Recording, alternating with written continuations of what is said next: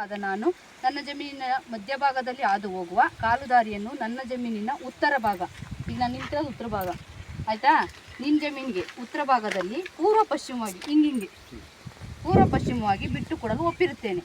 ಸದರಿ ಜಾಗದಲ್ಲಿ ದಾರಿಯನ್ನು ತೊಂದರೆ ಮಾಡಿದ ಪಕ್ಷದಲ್ಲಿ, ಈಗೇನು ನೀನು ಬಿಟ್ಕೊಡ್ತೀಯಲ್ಲ ಆ ತೊಂದರೆ ಮಾಡಿದಾಗ ಗ್ರಾಮ ನಕಾಶೆಯಂತೆ ದಾರಿಯನ್ನು ತೆರವುಗೊಳಿಸಲು, ಈಗ ಮುಂದೋಯ್ತಲ್ಲ ಈಗ ನಾನು ತೋರಿಸಿದ್ನಲ್ಲ ಅದನ್ನು ತೆರವುಗೊಳಿಸಲು ನನ್ನ ಮೇಲೆ ಕಾನೂನು ಕ್ರಮ ಕೈಗೊಳ್ಳಬೇಕೆಂದು. ಇದು ನೀನು ಒಪ್ಪಿರ್ತೀಯಾ? ಇದು ನೀನು ತೊಂದರೆ ಕೊಟ್ಟ ಪಕ್ಷದಲ್ಲಿ ಗ್ರಾಮ ನಕಾಶೆ ಓಪನ್ ಆಗುತ್ತೆ. ಆ ಥರ ಸ್ಟೇಟ್ಮೆಂಟ್ ಬರ್ದಿದ್ದೀನಿ. ಮೇಲ್ಕಂಡ ಹೇಳಿಕೆ ಓದಿಸಿ ಒಪ್ಪಿಗೆ ಹೇಳಿ ಈ ಕೆಳಗೆ ಸಹಿ ಮಾಡಿರ್ತೇನೆ. ಇವಾಗ ನೀನು ಸೈನ್ ಹಾಕಿದ ಮೇಲೆ ನಾವು ಓಡಿಸ್ತೀವಿ.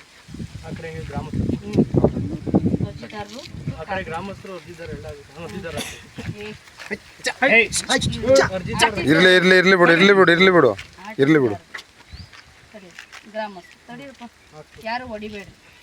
ಇಷ್ಟಕ್ಕೆ ನಾನು ಹೇಳಿದೆಯಲ್ಲ, ಇದೇನ ನಿಮ್ ಬಿಟ್ಕೊಡಕ್ಕೆ ತೊಂದರೆ ಕೊಟ್ಟ ಪಕ್ಷದಲ್ಲಿ ಅಂತ ಬರೆದಿದ್ದೀನಿ.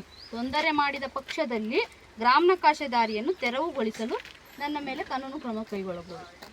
ಗೊತ್ತಾಯ್ತಾ? ಹಂಗಿದ್ರೆ ಓಡಿಸ್ತೀನಿ, ಇಲ್ಲಾಂದ್ರೆ ಹಿಂಗೆ ಓಡಿಸ್ತೀನಿ. ನಾವು ಸ್ಟೇಟ್ಮೆಂಟ್ ತಗೊಂಡು ಆಮೇಲೆ ಮುಂದುವರಿತೀವಿ. ತಿಳ್ಕೊಳ್ರಿ, ನೀವು ಯಾರು ಬಂದರು ಸೈನ್ ಹಾಕ್ತಾರೆ ಸರ್, ಹಾಕಿಸ್ಕೊತೀನಿ. ಹಾಕಿಸ್ಕೊಂಡ್ಮೇಲೆ ಕೆಲಸ ಸ್ಟಾರ್ಟ್ ಮಾಡೋದು. ಸುಮ್ಮನೆ ನೀವು ಹೇಳಿದ್ರಿ ಅಂತೇಳಿ ನಾವು ಮಾಡಕ್ಕೆ ಹೋಗೋಕ್ಕಾಗ್ತಾ? ನಾನು ಓದಿ ಹೇಳಿದ್ದೀನಿ. ಏನ್ರಪ್ಪ ಸರಿನೇ ತಪ್ಪ? ಈಗ ಹೆಂಗಾರ ಹೊಡ್ಕೊಳ್ರಿ.